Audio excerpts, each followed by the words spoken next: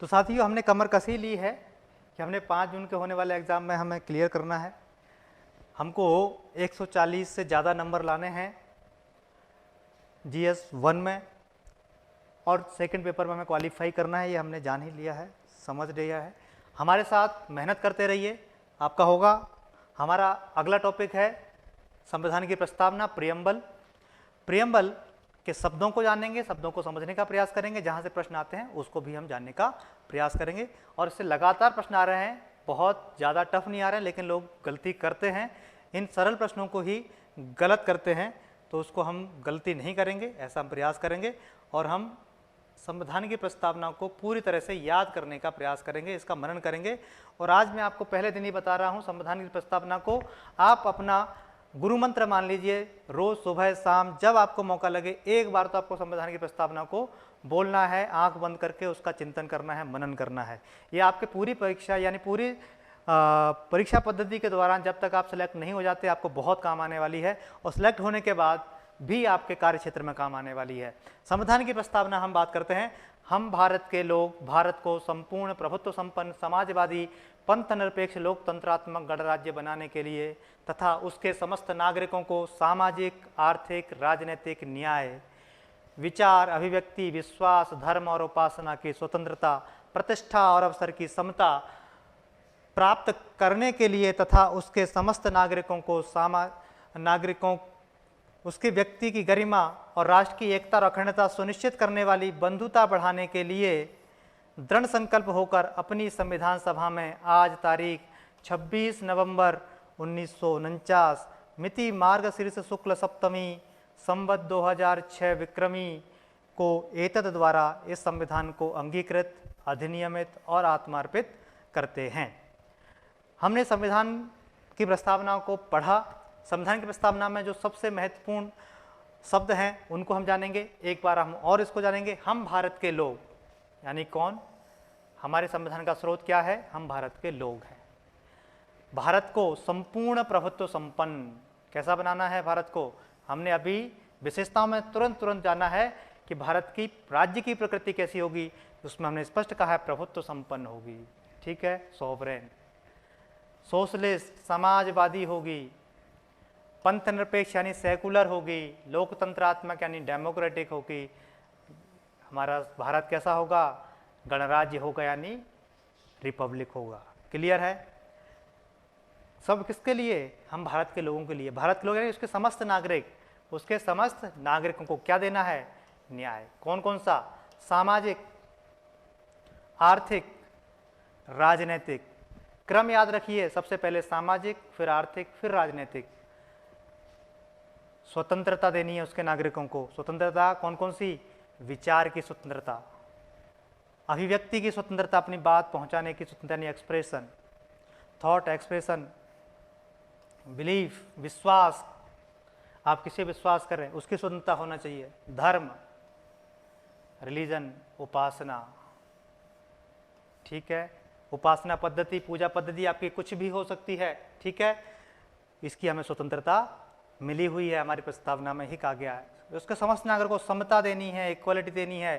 किसकी? प्रतिष्ठा, status and opportunity, अवसर की समता, प्रतिष्ठा की समता, यानी सामाजिक और आर्थिक रूप से भी हम क्या ना हो, ऊपर नीचे नहीं हो, सबको बराबर अवसर मिले, ठीक है, सबको बराबर सम्मान मिले।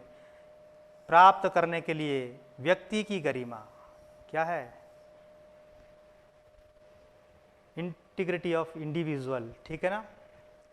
राष्ट्र की एकता और अखंडता, unity and integrity of the nation, dignity of the individual और integrity, unity and integrity of the nation. राष्ट्र की एकता और अखंडता और व्यक्ति की गरिमा सुनिश्चित करने वाली बंधुता क्या है? फ्रेटर्निटी, बंधुता, भाईचारा बढ़ाने के लिए दृढ़ संकल्प होकर, ऐसे नहीं साधारण भाषा में नहीं, दृढ़ संकल्प होकर हमने ऐसा प्रण किया हुआ है। प्रण लेकर इस संविधान सभा में आज तारीख, कितनी तारीख?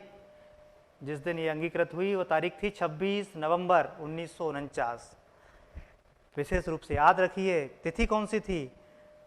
मार्गशीर्ष महीने की, माघ महीने की सप्तमी तिथि, शुक्ल पक्ष की सप्तमी तिथि और संवत थी 2006 विक्रमी, विक्रम संवत। यहाँ प्रश्न आता है कि सर हमारे यहाँ तो संवत, शक संवत को अपनाया गया है और प्रस्तावना में दिया गया है विक्रमी, तो सोचिए क्यों विक्रमी दिया गया है। अगर नहीं आता है तो मैं बताऊंगा ही, ठीक है ना। इस संविधान को क्या करते हैं, अंगीकृत, एडॉप्ट करते हैं, इनेक्ट, अधिनियमित करते हैं, आत्मार्पित, गिव टू आवर सेल्फ करते हैं। किसको, इस संविधान को। संविधान भारत के लोगों के नाम पर बना, भारत के लोगों के लिए ही बना और भारत के लोगों के लिए ही काम कर रहा है, भारत के लोगों के लिए ही क्या, बंधुत्व भाईचारे की भावना को बढ़ा रहा है। विक्रम संवत इसीलिए दी गई है क्योंकि उस समय तक शक संवत को हमने ऑफिशियली अनाउंस नहीं किया था। क्लियर है ना। जब प्रस्तावना, जब हम इसको अंगीकृत कर रहे थे उस समय विक्रमी संवत ही चल रहा था, शक संवत को हमने ऑफिशियली अनाउंस नहीं किया था कि शक संवत हमारा राष्ट्रीय कैलेंडर होगा। क्लियर है। आगे हम बात कर रहे हैं, प्रस्तावना में कुछ विशेष चीजें दी गई हैं।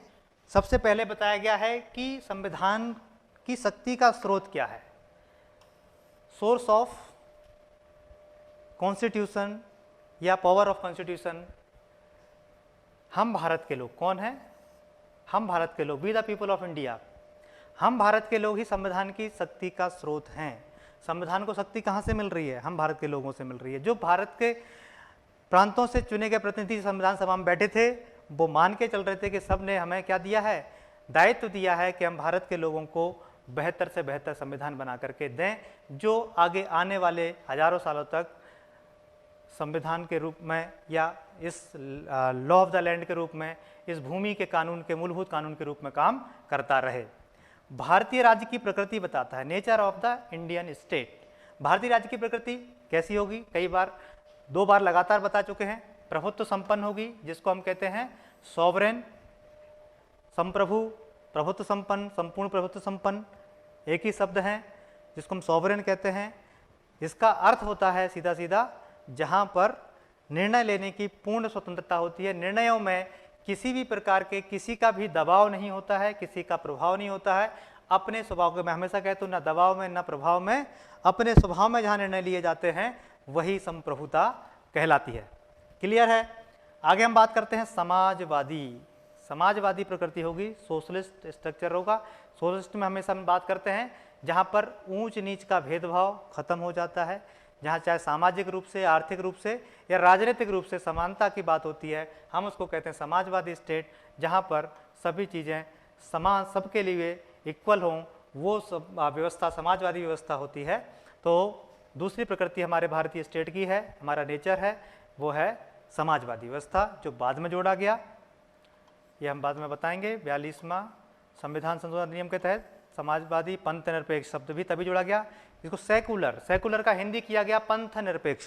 पंथ निरपेक्ष कहा गया है, धर्म निरपेक्ष नहीं कहा गया है। ध्यान रखिए, पंथ निरपेक्ष और धर्म निरपेक्ष में अंतर होता है, ये आप खुद ही समझिए। और अभी हमको याद रखना है, पंथ निरपेक्ष है, धर्म निरपेक्ष नहीं है। अगर धर्म निरपेक्ष जहाँ भी लिखा है उसको करेक्ट करके पंथ निरपेक्ष करिए।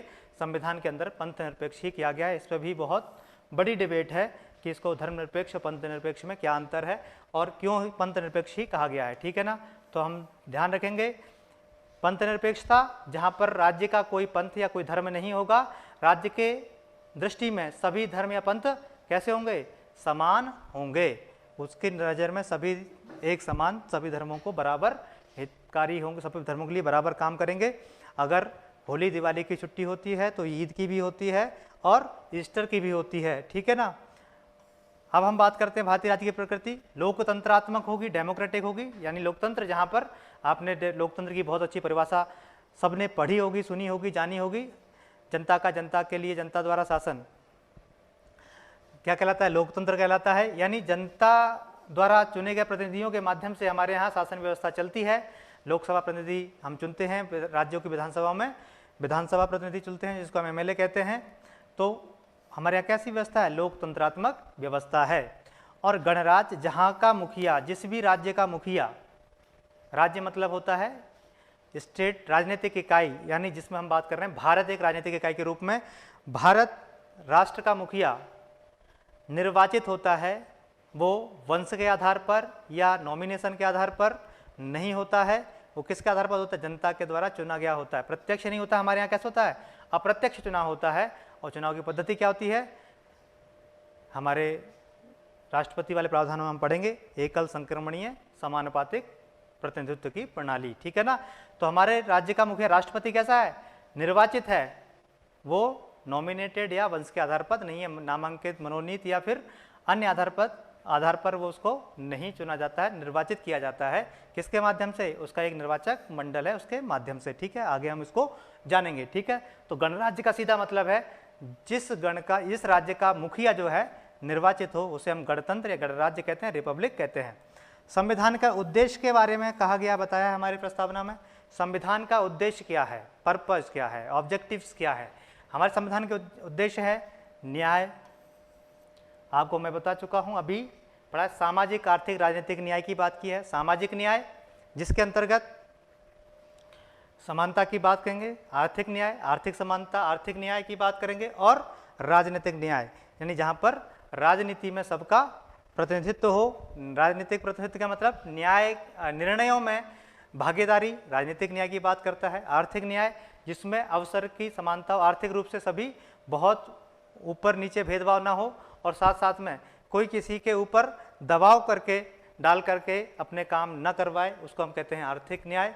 और सामाजिक न्याय को तो हम एक बहुत बड़ा टर्म है और आज के लिए बहुत ज़्यादा उपयोगी भी है कि सामाजिक न्याय के अंतर्गत वो सभी चीज़ें आ जाती हैं जिसमें किसी भी प्रकार का भेदभाव किया गया है, और उसको समाप्ति की जितनी भी बातें हैं वो सामाजिक न्याय के अंतर्गत आ जाती हैं। क्लियर है ना।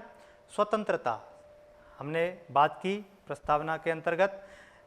हमारे संविधान का एक उद्देश्य है न्याय देना, दूसरा उद्देश्य है स्वतंत्रता, जो प्रस्तावना में ठीक तरीके से दी गई। विचार, अभिव्यक्ति, विश्वास, धर्म और उपासना की स्वतंत्रता। विचार यानी थॉट, आप क्या सोचते हैं, किसी की पाबंदी नहीं है, आपको सोचने पर स्वतंत्रता है, आप सोचने की स्वतंत्रता है। आप बहुत अच्छे आइडियाज़ दे सकते हैं, ऐसा सोच सकते हैं कि आप अपना और अपने परिवार का, अपने गांव का, समाज का, राष्ट्र का बहुत भला कर सकते हैं। आपके सोचने की स्वतंत्रता है, आप सोचो, करो, उसको इम्प्लीमेंट भी कर सकते हो। अभिव्यक्ति की, आप उसको अभिव्यक्त कर रहे हैं, किसी भी माध्यम से अभिव्यक्त कर सकते हैं, एक्सप्रेशन की स्वतंत्रता है। आप वीडियो बना करके, बोल करके, भाषण दे करके, लिख करके, छपवा करके, उसको इशारों में किसी प्रकार से आप उसको अभिव्यक्त कर सकते हैं, तो अभिव्यक्ति की स्वतंत्रता है। विश्वास की स्वतंत्रता है, आप किस पर बिलीव करते हैं, फेथ करते हैं, उसकी आपको स्वतंत्रता है। धर्म की स्वतंत्रता यानी आप किस को मानते हैं, कौन सा धर्म को फॉलो करते हैं, किस समुदाय, किस संप्रदाय को मानते हैं, किस पंथ को फॉलो करते हैं, उसकी भी आपकी स्वतंत्रता है। और उपासना की स्वतंत्रता भी हमारे यहाँ दी गई है। उपासना पद्धति कुछ भी हो सकती है। आप, हमारे यहाँ तो कई सारी उपासना पद्धति हैं, अलग अलग पंथ समुदाय जो है अलग अलग प्रकार से उपासना पद्धति को अपनाते हैं और नई नई ईजाद होती रहती हैं। तो हमारे यहाँ स्वतंत्रता दी गई। विचार, व्यक्ति, विश्वास, धर्म और उपासना की स्वतंत्रता प्रस्तावना के अंतर्गत दी गई। समता की बात हुई, इक्वलिटी की बात हुई है। समता किसकी? प्रतिष्ठा और अवसर की समता। प्रतिष्ठा यानी होता है स्टेटस, हर एक व्यक्ति की अपनी मर्यादा है, अपनी गरिमा है, अपना सम्मान है, उसका अपना स्टेटस है। इंडिविजुअल व्यक्ति होने के नाते ही उसका अपना सम्मान है, तो उसको स्टेटस की, यानी सभी व्यक्ति कैसे हैं? समान हैं। प्रकृति ने समान बनाया है, तो व्यक्ति कौन होता है? उसको ऊपर नीचे करने वाला। उसको प्रतिष्ठा, अवसर की समझ, उसको सभी अवसर समान रूप से अवसर दिए जाएं, समानता के आधार पर अवसर दिए जाएं। फिर उसकी योग्यता है, वो व्यक्ति कहाँ से कहाँ तक पहुँच सकता है, वो अपनी योग्यता का उपयोग कर सकता है। अगर आपने समानता या इक्वलिटी नहीं दी, समता नहीं दी, अवसर की समता नहीं दी, तो वो अपनी योग्यता के आधार पर आगे नहीं बढ़ सकता। ठीक है। बंधुता, बात करते हैं बंधुता की, भाईचारे की, फ्रेटर्निटी, ये उद्देश्य है। अल्टीमेट उद्देश्य तो यही है। अगर बंधुता बनी रहेगी तो बहुत सारे विषय ऐसे आते हैं समाज में, देश में, जो खबरें बनती हैं कि दो समुदायों के बीच में, दो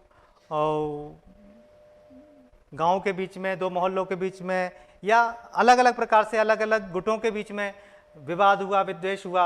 लेकिन हमारे यहाँ क्या क्या क्या? बंधुता, जिसमें भी किसकी, व्यक्ति की गरिमा, राष्ट्र की एकता अखंडता सुनिश्चित करने वाली बंधुता है। व्यक्ति की गरिमा, ऐसा कोई भी काम न करें जहां पर व्यक्ति की गरिमा यानी डिग्निटी ऑफ इंडिविजुअल वो कम होती हो, और साथ ही साथ राष्ट्र की एकता अखंडता सुनिश्चित बनी रहे, यह हमारा अल्टीमेट गोल है। क्योंकि सब कुछ किस लिए हो रहा है, सब कुछ राष्ट्र के लिए हो रहा है, ठीक है ना।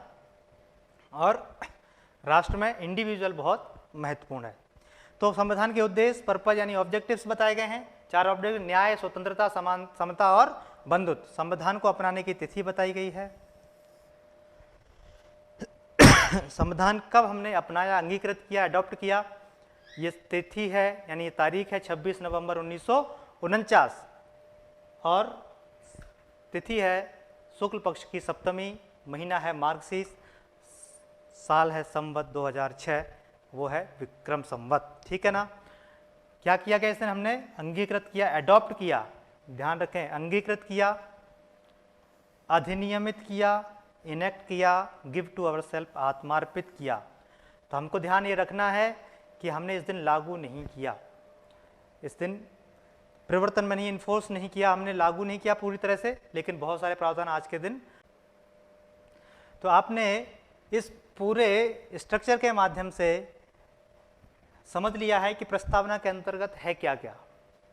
आपने समझ लिया संविधान के शक्ति का स्रोत क्या है, हम भारत के लोग। आपने समझ लिया कि भारतीय राज्य की प्रकृति क्या है, प्रभुत्व संपन्न समाजवादी पंथ पे लोकतंत्रात्मक गणराज्य। हमने समझ लिया संविधान के उद्देश्य क्या क्या हैं, न्याय, स्वतंत्रता, समता और बंधुत्व। हमने समझ लिया है कि संविधान को अपनाने की तिथि क्या है, 26 नवंबर 1949। इस दिन क्या किया था हमने किया था संविधान को अंगीकृत, अधिनियमित और आत्मार्पित। अब हम आगे बढ़ते हैं इन शब्दों को डिटेल में जानने के लिए। हम भारत के लोग, पहला ही जो वाक्यांश आता है वो है हम भारत के लोग। हम भारत के लोग यानी be the people of India, ये क्या है, ये हमारे भारत के संविधान के स्रोत है, हमने अभी जाना। भारत की जनता,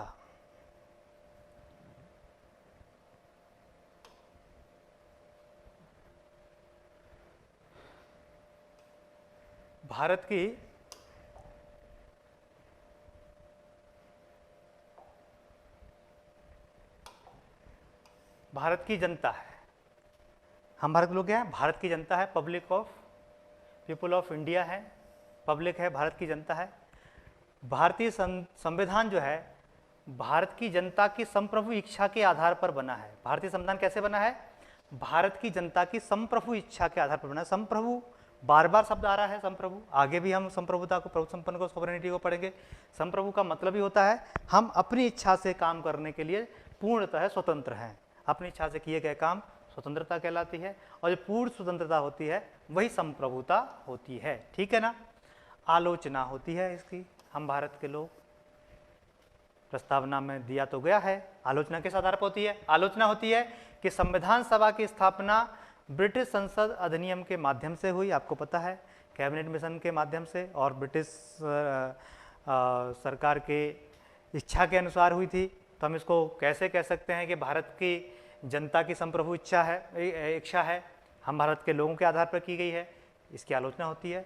संविधान सभा का चुनाव वयस्क मताधिकार के आधार पर नहीं हुआ था, तो हम कैसे कह सकते हैं कि हम भारत की जनता की, हम भारत के लोगों के आधार पर ही संविधान सभा बनी है।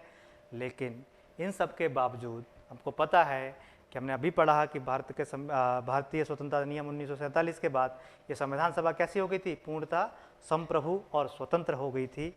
उस समय जो व्यवस्था चल रही थी उसके तहत हमने इसको शुरू किया, लेकिन जब तक संविधान बन के तैयार हुआ तब तक हमारी संविधान सभा पूर्णतः कैसी थी, संप्रभु थी, और वो भी भारत की जनता के इच्छा के आधार पर चल रही थी, ठीक है। आगे बढ़ते हैं। प्रभुत्व संपन्न यानी सोवरेनिटी, संप्रभुता, प्रभुत्व संपन्न, ये शब्द भी बहुत महत्वपूर्ण है, बता चुके हैं, दोबारा से हम इसको रिपीट करते हैं। आंतरिक एवं बाह्य रूप से किसी विदेशी सत्ता के अधीन ना होना, यानी आपका इंटरनली एंड एक्सटर्नली किसी भी रूप में किसी भी विदेशी सत्ता के, यानी बाहरी व्यक्ति के, बाहरी सत्ता के अधीन नहीं हैं आप किसी भी रूप में, तो हम उसको कहेंगे वो व्यक्ति या राष्ट्र कैसा है, संप्रभु है। विदेश नीति के मामले में पूर्णतः स्वतंत्र है, तो भी हम क्या कहेंगे, संप्रभु है। आपको पता है जब ब्रिटिश सरकार यहाँ पर थी तो उस समय जो देसी रियासतें थी वो संप्रभु नहीं थी। उस समय क्या होता था कि विदेश नीति, देसी रियासतों की विदेश नीति किसके अधीन चलती थी, ब्रिटिश सत्ता के अधीन। अपने उन्होंने एक प्रतिनिधि छोड़ के रखते थे हर एक रियासत में, तो विदेश नीति को हमेशा अपने हाथ में रखते थे। किस राज्य के साथ कितने संबंध उसको बनाने हैं, कैसे बनाने हैं, क्या नीतियाँ होंगी, वो पूरी ब्रिटिश सत्ता के अधीन होती थी। इसलिए हम उसको पूर्णतः स्वतंत्र नहीं कह सकते थे, इसलिए वो संप्रभु नहीं थे। लेकिन भारत अब कैसा होगा, पूर्णतः संप्रभु होगा, संपूर्ण प्रभुत्व संपन्न होगा। इसकी आलोचना होती है कि भाई राष्ट्रमंडल कॉमनवेल्थ की सदस्यता हमने क्यों ली है। कॉमनवेल्थ क्या है, कॉमनवेल्थ ऐसे देशों का समूह जिन पर कभी न कभी ब्रिटिश सत्ता रही है या ब्रिटिशों का राज रहा है, ऐसे देशों में उनका समूह क्या है, राष्ट्रमंडल यानी कॉमनवेल्थ देश कहलाते हैं, कॉमनवेल्थ कहलाता है। तो लेकिन ये इसकी सदस्यता जो है हमने इसीलिए ली है क्योंकि हमारी आवश्यकता है, हमने इसको अपने लाभ के लिए लिया है, न कि ये दर्शाने के लिए कि हम ब्रिटिश सत्ता के अधीन रहे हैं। क्लियर है, आगे बढ़ते हैं। तीसरा शब्द आता है समाजवादी। क्या आता है, समाजवादी, सोशलिस्ट। ये समाजवादी शब्द जो है वो मूल संविधान में नहीं था, मूल संविधान की प्रस्तावना में नहीं था। ये समाजवादी शब्द हमें जोड़ा गया है 42वें संविधान संशोधन अधिनियम 1976 के द्वारा, जब हमारे देश में आपातकाल लगा हुआ था, उस समय इसको जोड़ा गया है। लोकतांत्रिक समाजवाद है हमारे यहाँ, न कि साम्यवाद समाजवाद। लोकतांत्रिक समाजवाद यानी पता है आपको, लोकतांत्रिक सरकार बनती है हमारे यहाँ, वो जनता के हित में काम करती है, समानता लाने का प्रयास करती है, इसलिए हमने लोकतांत्रिक समाजवाद। ठीक है, साम्यवादी समाजवाद में क्या अंतर है, बहुत डिटेल में तो हम नहीं जाएंगे, इसके वो मेंस का पार्ट हो जाएगा, लेकिन हम इसको इतना समझा देते हैं। यहाँ पर होती है सबको समानता, कोई कितना कमा रहा हो उससे मतलब नहीं है, सब किसका है, सरकार का है, व्यक्तिगत किसी का नहीं है। इंडिविजुअल के पास कोई भी आर्थिक शक्ति नहीं होती है, वो आर्थिक अधिकार जो है वो किसके पास होता है, सरकार के पास होता है। सरकार समान आधार पर वितरण का काम करती है, वो होता है साम्यवादी समाजवाद। लेकिन हमने क्या किया, लोकतांत्रिक समाजवाद, यानी अपनी पुरुषार्थ से, अपने सामर्थ्य से जो व्यक्ति जितना कर सकता है उसको अवसर की स्वतंत्रता दी है। हमारे यहाँ लोकतांत्रिक समाजवाद है। मिश्रित अर्थव्यवस्था, यानी हमारे यहाँ केवल सरकार नहीं काम करती है, केवल सरकार ही सब कुछ नहीं करती है, हमारे यहाँ मिश्रित है। सार्वजनिक यानी सरकार भी करेगी, पब्लिक और प्राइवेट निजी, यानी व्यक्ति इंडिविजुअल भी करेगा, सरकार भी करेगी, दोनों क्षेत्रों एक साथ प्रभावी रहेंगे। यानी ऐसा नहीं होगा कि कुछ क्षेत्र केवल सरकार, केवल राष्ट्र की एक तरह अखंडता से संबंधित क्षेत्र हैं वो सरकार सार्वजनिक सरकार अपने अधीन रखेगी और सभी क्षेत्र किसके लिए खोल देगी, निजी हाथों के लिए खोल देगी। अब लगातार हम इस तरफ बढ़ रहे हैं कि सरकार क्या करे, फैसिलिटेट हो, सरकार केवल सहयोगी की भूमिका निभाए, कानून व्यवस्था का काम देखे, और सभी काम कौन करेगी, निजी क्षेत्र करेंगे। वो व्यवस्था सर्वाधिक उपयोगी व्यवस्था होती है। सबकी अपनी अपने फायदे और नुकसान होते हैं, लेकिन हमने क्या कहा, हमें व्यक्तियों पर भी भरोसा है और सरकार भी अपना काम करेगी और व्यक्ति भी अपना काम के माध्यम से राष्ट्र को क्या करेंगे, उन्नत करेंगे, समुन्नत करेंगे। आय और अवसर की असमानता को समाप्त करना लोकतांत्रिक समाजवाद का हिस्सा है। असमानता जितनी कम होगी वही राष्ट्र उतना क्या होगा, उन्नत होगा। एक व्यक्ति ऊपर उठे, ऊपर वाला भी ऊपर उठे, लेकिन जो नीचे वाला है उसकी गति और ज़्यादा हो। एक समय आए जो सबको समानता के आधार पर अवसर मिले और सब समान हो जाएं। बहुत थोड़ा बहुत अंतर सब में रहता है, लेकिन बहुत ज़्यादा असमानता नहीं हो, खाई असमानता की नहीं बढ़े। ठीक है, आगे हम बात करते हैं। इसकी आलोचना की गई कि इसको बाद में क्यों जोड़ा गया, ये पहले क्यों नहीं रखा गया समाजवाद शब्द। क्योंकि हमारे देश का स्वभाव जो है वो समाजवादी स्वभाव है, यानी सबको साथ लेने का स्वभाव है, तो इसलिए हमने उस समय इसको नहीं जोड़ा। हमने उस समय विचारधारा चल रही थी पूंजीवादी या समाजवादी या साम्यवादी, तो हमने किसी भी गुट में नहीं जा रहे थे हम, इसीलिए भी हमने इस शब्द को नहीं जोड़ा।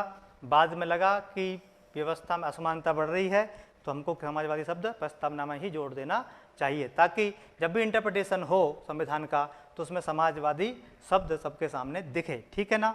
आगे हम बढ़ते हैं, पंथ निरपेक्षता की बात करते हैं। पंथ निरपेक्षता यानी सेकुलर शब्द भी 42वें संविधान संशोधन अधिनियम 1976 द्वारा जोड़ा गया, यानी जब ये समाजवादी शब्द जोड़ा गया तभी क्या हुआ, पंथ निरपेक्ष शब्द भी जोड़ा गया। सभी धर्मों को राज्य से समान सुरक्षा और समर्थन पाने का अधिकार होगा। सभी धर्मों को राज्य से समान सुरक्षा और समर्थन पाने के, राज्य का कोई धर्म नहीं होगा लेकिन सभी धर्म राज्य के लिए बराबर होंगे। जैसे मैंने अभी तुरंत पहले बताया था, होली दिवाली की छुट्टी है, ईद की छुट्टी होती है, ईस्टर की छुट्टी होती है। अब ईस्टर तो संडे को ही होता है, तो समझ सकते हैं गुड फ्राइडे की छुट्टी होती है। अब संडे को हो सकता है कल के दिन संडे की छुट्टी करके गुरुवार की छुट्टी कर दें, तो ज़रूरी है। सरकारी छुट्टियां जहाँ होती हैं वो तो है ही, यानी जो गजटेड हॉलीडे हैं वो सभी धर्मों के लिए बराबर होते हैं। ठीक है ना। क्रिसमस की छुट्टी होती है, ठीक है ना। तो ये सब क्या है, अलग अलग पंथ अलग अलग समुदाय के लिए जो छुट्टियां होती हैं वो सब के लिए बराबर हैं, किसी के लिए कम किसी के लिए ज़्यादा नहीं है।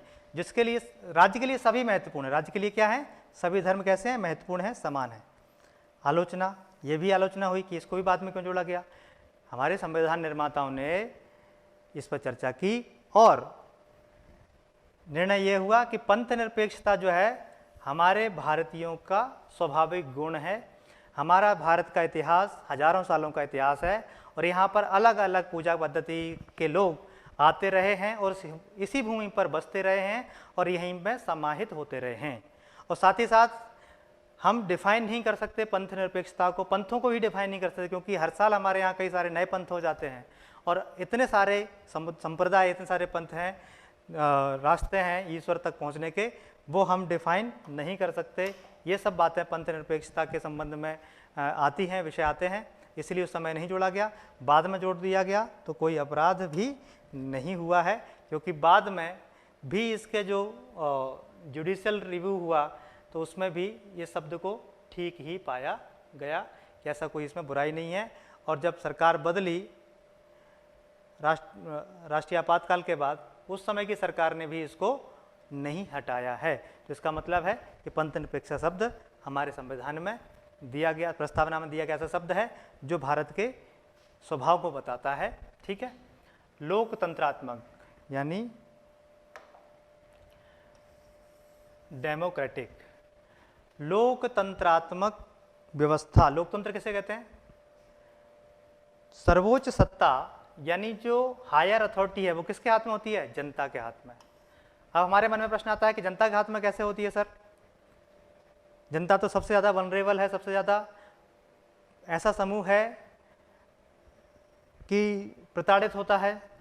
लेकिन हमारे हाथ में इस लोकतंत्रात्मक व्यवस्था में हर 5 साल में मौका मिलता है कि आप अपने मन पसंद के प्रतिनिधि को अपने लिए कानून बनाने के लिए भेज सको, अपने ऊपर व्यवस्था बनाए रखने के लिए भेज सको। तो ये हमारे सर्वोच्च सत्ता किसके हाथ में हुई, जनता के हाथ में हुई। ठीक है। राजनीतिक लोकतंत्र के साथ सामाजिक आर्थिक लोकतंत्र की भी बात हमारे यहाँ की गई है, सामाजिक आर्थिक लोकतंत्र की बात की गई है। राजनीतिक लोकतंत्र हम आगे पढ़ेंगे जब फंडामेंटल राइट्स पढ़ेंगे, जिसमें हम सामाजिक लोकतंत्र की बात, राजनीतिक लोकतंत्र की बात करते हैं, और डीपीएसपी के अंतर्गत हम सामाजिक और आर्थिक लोकतंत्र की बात करते हैं मुख्यतः। ठीक है ना।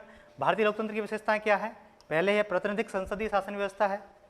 ठीक है। हमने प्रत्यक्ष लोकतंत्र पहले ही बता चुका हूँ, नहीं अपनाया है। प्रतिनिधियों के माध्यम से हम क्या करते हैं, शासन करते हैं। सार्वभौमिक वयस्क मताधिकार है, एडल्ट फ्रेंचाइजी है, 18 साल से ऊपर के सभी भारतीय नागरिकों को क्या है, मत देने का अधिकार है, वोट डालने का राइट है। एक व्यक्ति एक वोट एक मूल्य है, यानी कितना भी बड़ा व्यक्ति हो, चाहे आपके भारत का राष्ट्रपति स्वयं, अगर वो वोट डालने जाता है उसके वोट की वैल्यू जितनी है उतने वोट की वैल्यू सामान्य नागरिक के भी है। ठीक है। क्लियर हो गया। स्वतंत्र न्यायपालिका, हमारे यहाँ लोकतंत्र में स्वतंत्र न्यायपालिका है, अगर कहीं कोई गड़बड़ी होती है तो न्यायपालिका उसमें हस्तक्षेप कर सकती है। संविधान की सर्वोच्चता, न्यायपालिका भी काम करती है तो संविधान को ध्यान में रख करके ही काम करती है, और विशेषकर संविधान की प्रस्तावना सबके लिए, चाहे वो विधायिका हो, कार्यपालिका हो या फिर न्यायपालिका, सबके लिए मार्गदर्शन का काम करती है। ये बीकन है, ऐसा स्तंभ है, प्रकाश स्तंभ है जो सबको रास्ता दिखाता है। ठीक है ना। आगे हम बात करते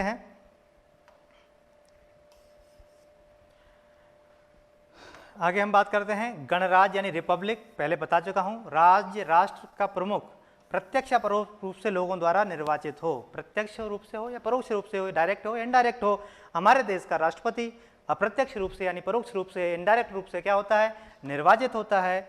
संसद के प्रतिनिधियों द्वारा, विधानसभा के सदस्यों के द्वारा निर्वाचित किया जाता है। तो वो क्या हुआ, हमारा देश गणतंत्र हुआ, गणराज्य हुआ, रिपब्लिक हुआ। राजनीतिक संप्रभुता क्या होती है, राजनीतिक संप्रभुता जो है वो किसी राजा के अधीन यानी एक व्यक्ति के बजाय लोगों के हाथों में निहित होती है, उसको हम कहते हैं क्या, रिपब्लिक कहते हैं। और विशेषाधिकार वर्ग की अनुपस्थिति यानी अब्सेंस ऑफ जो स्पेशल राइट्स रखने वाले, स्पेशल अधिकार रखने वाले जो प्रिविलेजेस क्लास है, उसकी अब्सेंस अनुपस्थिति ही क्या कहलाएगी, रिपब्लिक यानी गणतंत्र कहलाएगी। जो कि भारत एक गणतंत्र है लेकिन ब्रिटेन एक गणतंत्र नहीं है। वहाँ पर क्या है, मोनार्की डेमोक्रेसी है, हमारे यहाँ डेमोक्रेटिक रिपब्लिक है। क्लियर है, आगे बढ़ते हैं। न्याय की बात हुई है हमारे यहाँ, आपको पता है एज इट इज आपको रखना है, चीज़ें उसी क्रम में रखना है, ध्यान रखिएगा, उसी क्रम में रखना है। न्याय सामाजिक, आर्थिक और राजनीतिक। सबसे पहले सामाजिक न्याय की बात हुई है। न्याय संगत समाज का निर्माण, यहाँ पर कोई भी किसी को भी दबाने का, सप्रेस करने का प्रयास न करे। आर्थिक न्याय संपत्ति का समान वितरण, इसमें डिस्ट्रीब्यूशन ऑफ एसेट्स होता है या अलोकेशन ऑफ एसेट्स होता है, संपत्ति का समान वितरण। राजनीतिक में सभी नागरिकों को राजनीतिक भागीदारी, हमने बार बार कहा राजनीतिक न्याय की जब भी बात करेंगे उसमें निर्णयों में जो भागीदारी होती है, निर्णय लेने में जो भागीदारी है वो राजनीतिक भागीदारी कहलाती है। और जो निर्णय कौन लेते हैं, हमारे द्वारा चुने गए प्रतिनिधि यानी सांसद। ठीक है, न्याय की प्राप्ति के माध्यम क्या क्या है हमारे संविधान में दिए गए, मौलिक अधिकार है, डीपीएसपी है। ध्यान से सुनिएगा, यहाँ से प्रश्न बन सकते हैं। निर्वाचन यानी चुनाव है, न्यायपालिका, ये क्या, न्याय के प्राप्ति के माध्यम है। और न्यायपालिका तो सीधा न्याय से ही संबंधित है। आगे हम बात करते हैं स्वतंत्रता, लिबर्टी की बात करते हैं। स्वतंत्रता, कौन कौन सी स्वतंत्रता की बात की गई हमारे यहाँ, विचार की, अभिव्यक्ति की, विश्वास, धर्म और उपासना की स्वतंत्रता। स्वतंत्रता किससे कहते हैं, प्रतिबंधों के अभाव को ही क्या कहते हैं, स्वतंत्रता। जहाँ पर भी कहीं पर भी प्रतिबंध नहीं है, रिस्ट्रिक्शंस नहीं है, on restriction, lack of restriction या अब्सेंस ऑफ रिस्ट्रिक्शंस को क्या कहेगा, कहेंगे हम स्वतंत्रता, कहते हैं लिबर्टी कहते हैं, प्रतिबंधों का अभाव। ठीक है ना, लेकिन इसकी कुछ लिमिटेशंस हैं, कुछ सीमाएं हैं, वो है संवैधानिक प्रावधान। संविधान में जो प्रावधान दिए गए हैं, तो आपकी स्वतंत्रता कहाँ तक सीमित होती है, जब दूसरे की स्वतंत्रता बाधित होती है। क्लियर है, इसको हम जब आगे पढ़ेंगे स्वतंत्रता का अधिकार तब और स्पष्ट समझेंगे। आगे हम बढ़ते हैं। स्वतंत्रता के बाद हम आती है समता की बात। भारत के संविधान में इक्वलिटी को ट्रांसलेट किया है समता के रूप में, समानता के रूप में नहीं किया है। समता का होता है अपने पुरुषार्थ के आधार पर यानी अपनी योग्यता के आधार पर, सामर्थ्य के आधार पर आपको अवसर दिए जाएं और अवसर देने के बाद आप अपने पुरुषार्थ से, अपने सामर्थ्य से, अपनी योग्यता से आप क्या करें, अपने इंडिविजुअल को, अपने समाज को, अपने परिवार को आगे बढ़ाने का प्रयास कर सकते हैं। प्रतिष्ठा इसमें होती है स्टेटस, यानी एक इंडिविजुअल व्यक्ति होने के नाते उसका अपना स्टेटस है, तो उसको किसी दूसरे से कमतर समझना या किसी को बहुत ज़्यादा ऊंचा समझना ये गलत बात है, इसको असमानता कहेंगे। तो हमने इक्वलिटी बात की है। इक्वलिटी का मतलब होता है कि अगर ये एक ट्रैक है और इस ट्रैक पर दौड़ हो रही है, तो आपने देखा होगा कि यहाँ खड़ा व्यक्ति यहाँ से दौड़ेगा, यहाँ खड़ा व्यक्ति यहाँ से दौड़ेगा, यहाँ खड़ा व्यक्ति यहाँ से दौड़ेगा। क्यों? फिर कहोगे आप तो इससे पीछे दौड़वा रहे हो। ये घेरा क्या है, छोटा है, ठीक है, ये इससे बड़ा है, तो ये थोड़ा सा आगे से दौड़ेगा और उसकी लाइन जो है, एंड लाइन जो है वो एक साथ होगी। इसको कहते हैं समता। ठीक है ना, समानता के आधार पर। ठीक है, आगे हम बात करते हैं समता प्राप्ति के क्या क्या माध्यम है हमारे यहाँ? समता प्राप्ति के माध्यम है मौलिक अधिकार, निश्चित तत्व और निर्वाचन। इसके आधार पर हमको क्या होती है? समानता की आभास होता है कि समानता हमको संविधान के मौलिक अधिकारों से मिल रही है, नीति तत्वों में दिए गए प्रावधान है, और चुनाव हमको क्या करता है? सबको चुनाव में लड़ने का अधिकार है, वोट डालने का अधिकार है, बराबर का अधिकार है। बंधुत्व, फ्रेटर्निटी, भाईचारे की भावना ही बंधुत्व कहलाती है। इसका लक्ष्य क्या है?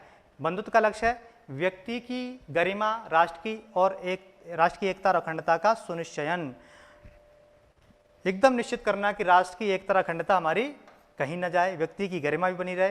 वो किसके आधार पर होगी? भाईचारे के भावना के आधार पर होगी। अब हम समझेंगे कि अखंडता शब्द जो है ये भी 42वें संविधान संशोधन अधिनियम 1976 को जोड़ा गया, स्थापित किया गया। तो आप समझ लीजिए 3 शब्द थे, समाजवादी, पंथनिरपेक्ष और अखंडता शब्द। इन 3 शब्दों को जोड़ा गया है 42वें संविधान संशोधन अधिनियम 1976 के तहत। ठीक है, आगे हम बात करते हैं प्रस्तावना संविधान का भाग है या नहीं। ये भी प्रश्न प्रारंभिक परीक्षा में भी पूछ लिया जाता है, तो हमको इसके कुछ महत्वपूर्ण केस ध्यान में रखने हैं। पहला केस बेरुवारी संघ मामला है, बेरुवारी केस है 1960 में। इसमें न्यायालय ने कहा कि ये भाग नहीं है। केशवानंद भारती मामले में कहा संविधान का भाग है, ये 1973 में हुआ। भारतीय जीवन बीमा निगम मामले में केस में 1995 में कहा गया कि संविधान का भाग है, लेकिन बाद में हमने इसको संविधान के आधारभूत संरचना के ध्यान में रखते हुए संविधान संशोधन किया जा सकता है। जब केशवानंद भारती मामले में हमको basic structure, doctrine of basic structure मिल गया था और वो आधारभूत संरचना नहीं बिगड़नी चाहिए, आप इसमें संशोधन कर सकते हो। आप इसमें क्या कर सकते हो? संशोधन कर सकते हो। इसी आधार पर जो 3 शब्द जोड़े गए हैं, कौन कौन से? समाजवादी, पंथनिरपेक्ष और अखंडता शब्द सही माने गए। ठीक है ना। प्रस्तावना संशोधन कितनी बार हुआ है? केवल 1 बार हुआ है। वो भी कब हुआ है? 42वें संविधान संशोधन अधिनियम के तहत। 3 शब्द जोड़े गए, कौन कौन? समाजवादी, पंथनिरपेक्ष और अखंडता शब्द। न्यायालय ने संशोधन कैसा माना?